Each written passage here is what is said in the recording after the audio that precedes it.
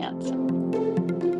Good morning, everyone, and welcome to our time together for our Everyday Prosperity podcast. And I'm Lori Lamantia, and I'm here with wonderful Trisha Fisk. Good morning, everybody. Hi, Nice. everyone. Yay, we're kicking off 2026 with Yes. the clarity that, we are still in the end of the year of the snake throughout January. And so it seems really important to spend just a few time, a little bit more time in January to talk about shedding that which we are ready to really let go of. And we've over the course of this podcast have talked a lot about letting go and shedding. And so today we really want to honor the energy of what's going on around us and through us to really be prepared to jump on the fire horse and take advantage of where we're going to head in 2026. Because I want to be really ready in every way. And so I've been thinking a lot about where am I ready to shed? And one of the things that Trisha and I have been talking about is these scarcity ideas that we have, shedding those. And it's interesting to me how scarcity shows up. It shows up for me as fear. It does show up as Mm. limitation. It shows up as, boy, I'm not sure about that because. And so I think when we are in our full glory, when we're riding our horse and feeling, abundant, scarcity doesn't even play a factor. But there's a lot going on in the world right now. There's a lot of change, there's a lot of chaos, there's a lot of things that even if you're not tuning into the news, you are feeling the chaos of all this churning that's going on there. I'm making that a big assumption, but I can feel it. And I don't mean to, but I think it's letting this scarcity consciousness, it feels like it's, flying all around for me. And so that's what we're going to talk about today is shedding the scarcity ideas, or at least picking a handful, maybe one or two that, they popped into your head when I said scarcity, when I said fear. What popped into your head? So Trish, I'm gonna throw it over to you a little bit here. R- Right. Well, one of the things I want to remind everybody is the gift of when these things pop up for us. The Mm, gift is it's our opportunity to release them and let them go. So right. don't be intimidated or worried when these things pop up. Again, it's an invitation, it's a Mhm. blessing. Like, oh wow, I didn't even realize that that was there, and now I can say no to that. So I want to encourage you to don't be intimidated by this work. Be encouraged by it. Yeah, beautiful. Whatever shows up for you. Yeah, because I was surprised at the fear that came up because I live like a little, a nice in my nice little bubble, but the fear of protecting myself is what came up. And I do think as we move into this fire horse time, that trust in that intelligence, the trust in the unlimited abundance, the trust and the care and the love is going to be so important. And so, really, like you just said, catching myself, I didn't realize I was being pinged like that. And so, Right. oh, interesting. Thank you for sharing. And I am willing to let it go because I do believe that there's an intelligence and it's brilliant beyond anything I could imagine. And so, but I think trust is really having the courage to trust beyond what your mind would think is it's capable of. I think that's what I'm being called to right now. Right. I think yes, the snakeskin of those old ideas that there are any limits for us Mm, is huge. And right. It's important to see what those things are for you. Again, because if you take a moment and just don't go to automatic response, but actually stop to say, oh, wow, I just got pinged. What is that? Do I want to hold on to that? Do I, is that something I still believe? The you have the opportunity and the gift of letting it go and then seeing what it's like to move on past that. Right. And I think absolutely. And I think it takes a lot of honesty Mm, mm. and courage to because I mean, for most of us, we've been on our spiritual path for a very long time. And so, you think, oh, I'm past this. Even me with writing effortless wealth and considering myself the abundance, you know, lady or whatever. I still am fascinated how it sneaks in, how the scarcity consciousness sneaks in. And I think it's because maybe I've just been not, I've got Lakshmi sitting right here too, because I'm like, I really want to embrace that remembering constant, and to the point that I don't have to remember anymore. I just already know. I already feel it. And like you said, when I get pinged, like, and I was, and I wasn't putting it in scarcity consciousness, um, a framework, so to speak. I almost think everything that is fear is scarcity consciousness. And fear is a giant umbrella, but I think Okay. that's okay. I think the Course of Miracles would say, absolutely, anything that's not love is fear, is scarcity. And so, for the purposes of this, checking in on your fears, checking in on your worries, checking in on your regrets, those are all energy, like blemishes or lumps or something, like hemorrhoids or whatever, that just kind of hang around. And we're like, okay, I want to shed those. I do. I want to let those move out of my system, out of my energy system, out of my physical system, out of my mental and emotional system. I'm really ready to shed those. But that truth telling is so powerful.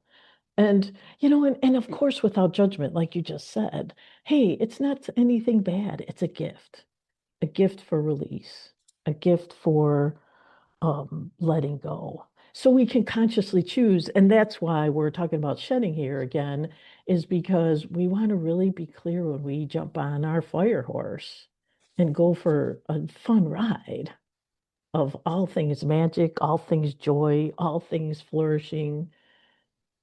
So you don't want any of this old dead skin.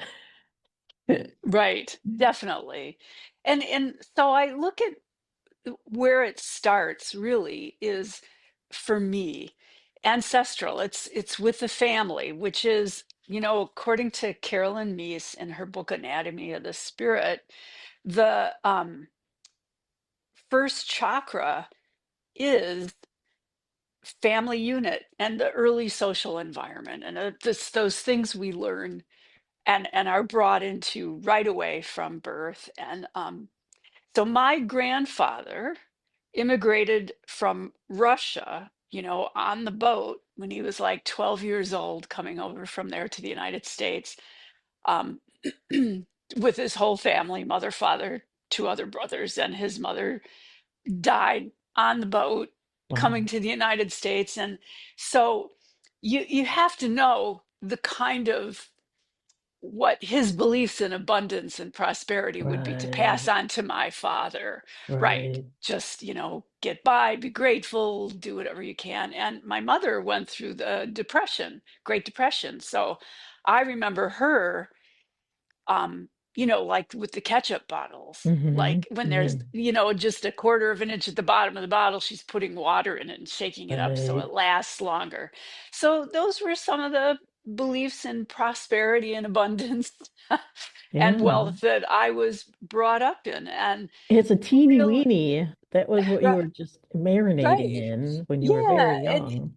you don't realize how much that stuff sticks with you because I did, um, in my adult life, after I left college, I started working for Anderson Consulting and was very successful with them and did really well financially. So it's not like my entire life I've struggled.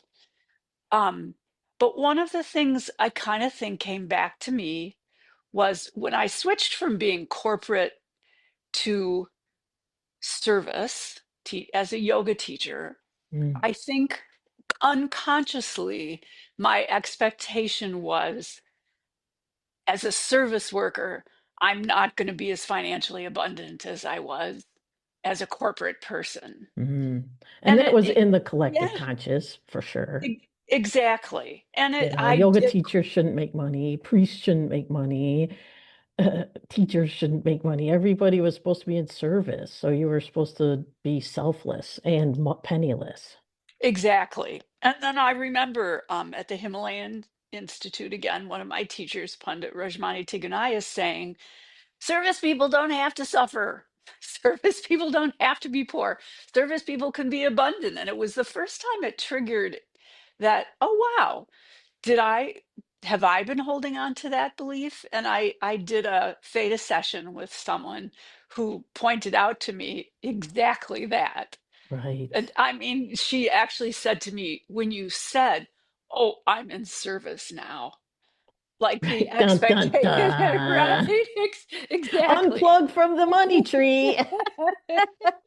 Right. Now it's all just, yeah, donations. Yeah. Right. Yeah, your life So, is a donation. A right. not-for-profit 501c. Yeah, so it's important to look at that stuff, and it was a surprise to me as well. Again, because it was unconscious. Um, it wasn't something that I intentionally thought.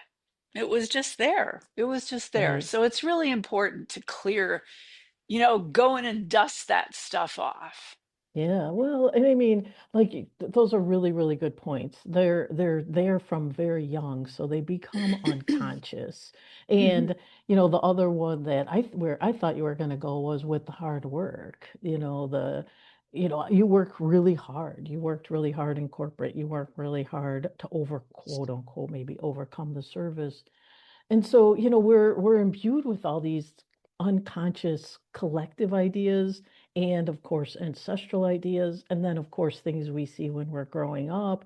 So they're all just there. Those they become beliefs. They go from an idea or a thought to a belief. And when a belief anchors deep into our subconscious, it takes something like that. Like, why am I still, I'm very successful as a yoga teacher. Why am I still experiencing, I'll call it poverty, but less than abundance? Um, and then you do that little exploration like you just did. Where is this from? How far back does it go? And it goes back Right. pretty far. Pretty far. And I love my parents and I love my grandparents.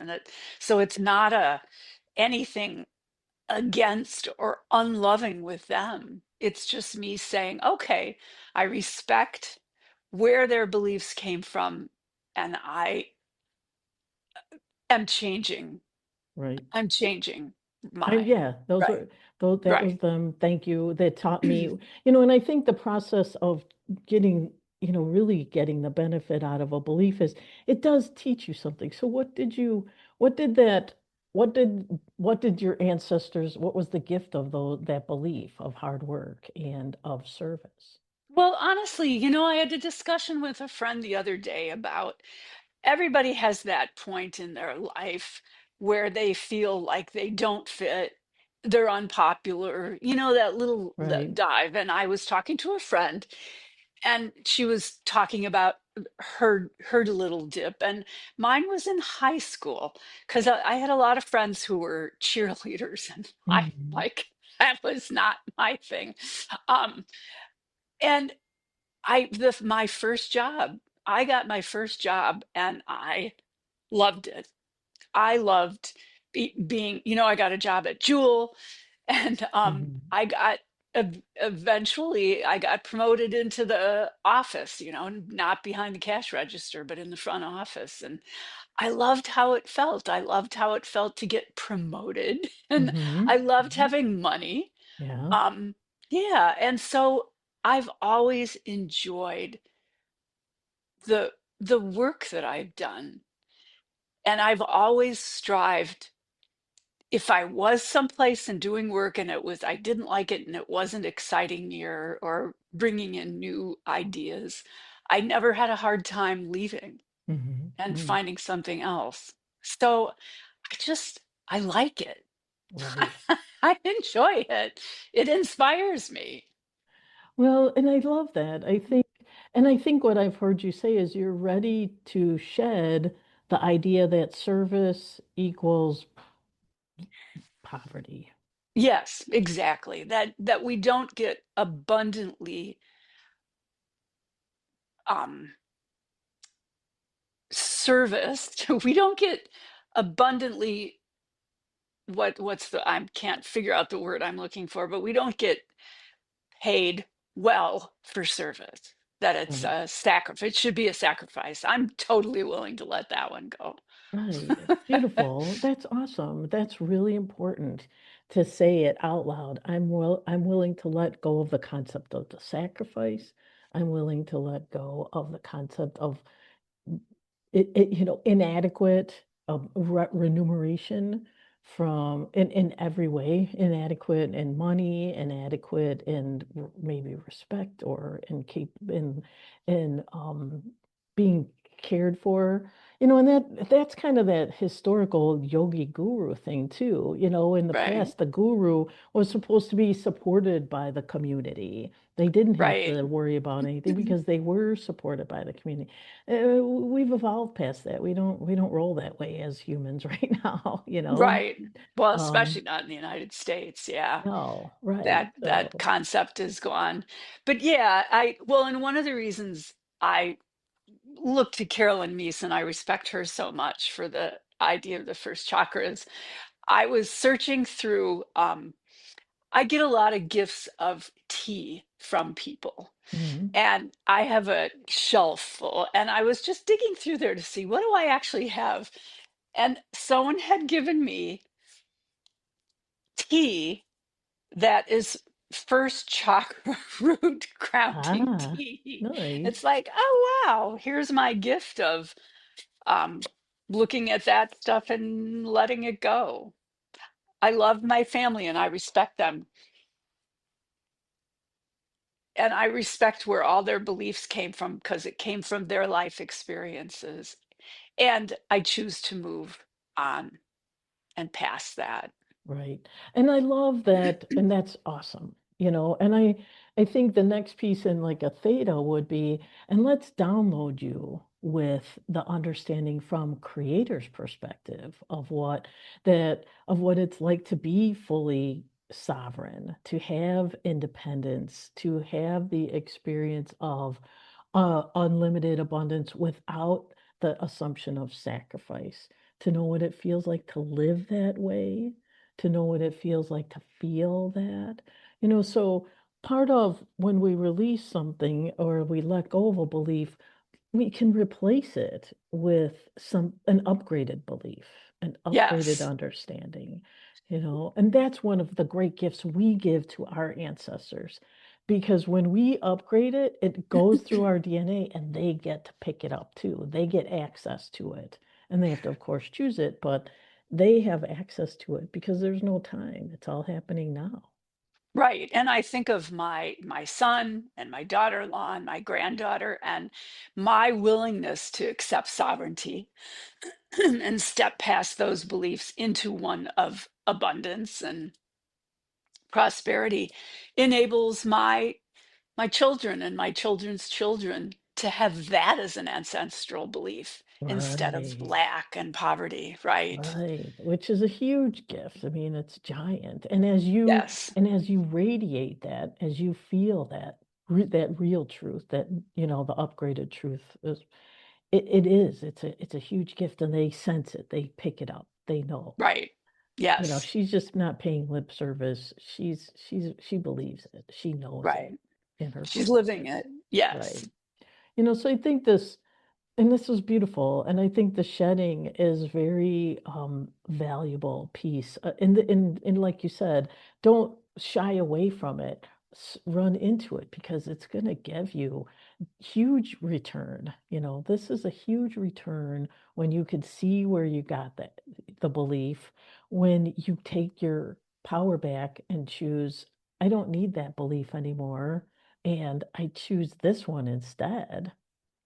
Abundance, beauty, grace, unlimitedness, and I add beyond my wildest imaginings because I think the energy that we come from, it doesn't understand scarcity at all. It only agrees to more expansion, unlimitedness. It doesn't even understand that. I think that's why it comes here to play the scarcity game. But once you realize it's a game, you pop the bubble. Right. And how many times have you heard teachers or people talk about how money itself is just energy? Totally. Money is energy. It's not a tangible thing. It's an idea. Right. It's just an exchange. Yeah, Right. totally. I used to do when I was doing the Making Peace with Money podcast. We talked about that a lot, that, we get caught in that money has the power over me, and we flip-flop. Right. Who's the creator? Who's got the power? What's got the power? And, money had the power, and it had the power over me. And when I flip-flop that, I'm like, no, you work for me. You work for me. It shifts, it shifts, and that's what we're talking about here. When we shed those old beliefs, we also step back into our power, the truth of our divinity and our sovereignty. And that will make a huge difference when we get on the fire horse.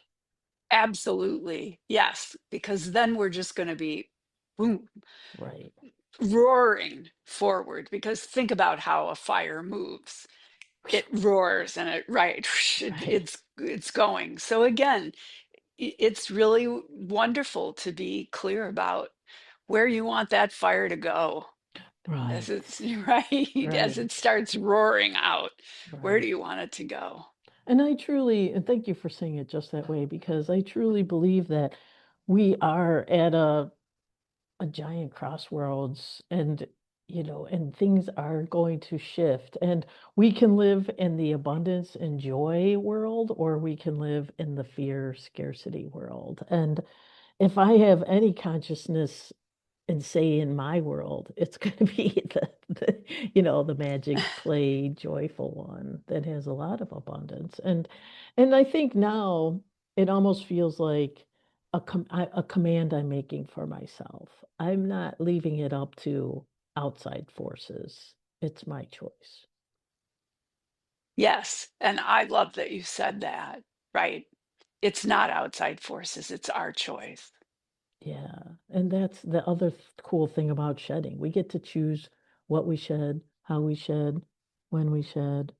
But letting that go is, wow, you could just feel that when you said all that, I just felt like the doors opening, the windows, being thrown open, and all the possibilities coming forth. That clarity makes all kinds of change possible. Absolutely. So you might start by looking at what were some of the points that you wanted to manifest for the new year. Take a look Mhm. at what you came up with for that and notice if are you already getting little signals that you're moving towards that or not? Or does it feel like there's still something in your way? Start to look at that stuff. Again, don't be afraid to look at what those obstacles are because that's the way through them. Totally. Yes. Yeah. They're there as a gift, like you said at the Yes. beginning. The gift of Yes. pop-ups. They're a pop-up. And Yes. I think you're right, because like you were saying, and do you mind talking about the one about your significant other? That you already, Oh, how it feels. So Trisha was telling me before the call that because we were talking about shedding anything that's in the way of maybe her significant other coming, this relationship. And she's like, "Oh, I don't even need to work on that." Why? well, because the feeling is just it's just there. Yeah, I've done a lot of work with that one too, but my sense of it is I don't need to worry about that one. It's already in motion. That's my That's gut. that's the nugget, right? That's what you were getting at. That Yeah. little, oh, it's happening. It's in play. You just Right. get that something clicks in and you know it's gonna come. And that when we get ourselves to that point where we go, oh yeah, it's on its way. It's a whole different energy than is it? It is. Yeah. Oh, yeah. Yes. Yeah. And I've been feeling that from you. I've been feeling that it is because when we talked about this before, you're like, "Ah, I don't need to talk about that. I feel like it's in play," which I Right. love. I mean, you nailed Right. Right. it. Yeah. So, so we wish you all, as you come into the through January, to spend this time looking at some of those beliefs that might be the scarcity, fear, anything that's going to keep you from really realizing the full magnificence of your divinity. Give it some time to shed it. This is a really good time to really look at it. Don't be afraid of it, and let it go. Embrace it. Yes.